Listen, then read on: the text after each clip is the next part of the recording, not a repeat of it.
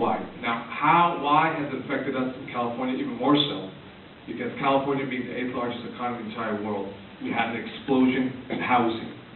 There'll be some folks in this room, may know folks here, that says, I'm shocked and surprised you were able to qualify for a loan. You got a house, or some folks may have moved out to Riverside, San Bernardino, Moreno Valley, Palmdale, Lancaster, where there was just an explosion of homes just all over the place.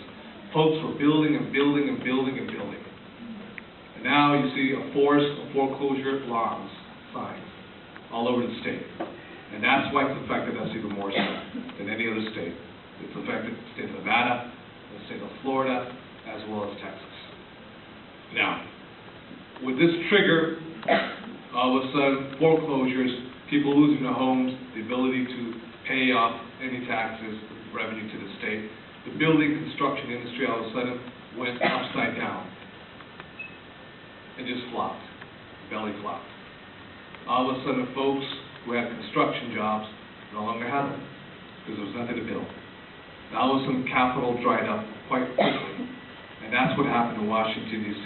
when then President George W. Bush moved what they call the TARP program, which was to bail out the banks.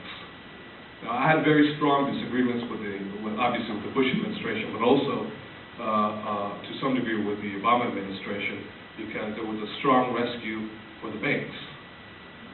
The banks were made whole, and they made sure the objective and the purpose was to inject money into the banks, so the banks in turn would take that capital and release that capital to students who need college loans, to small businesses who need to secure loans, streams of revenue, to folks who still want to acquire the American dream and purchase a house.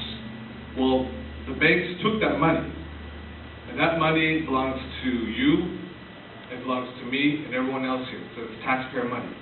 The banks took the money, but they sat on the money, and they didn't release the money. They just sat on the money. And I think that, in my opinion, it's immoral. I think that the fact that you take tax dollar money to shore up the banks for recapitalization, and you don't release the money where the people need it, in my opinion, is quite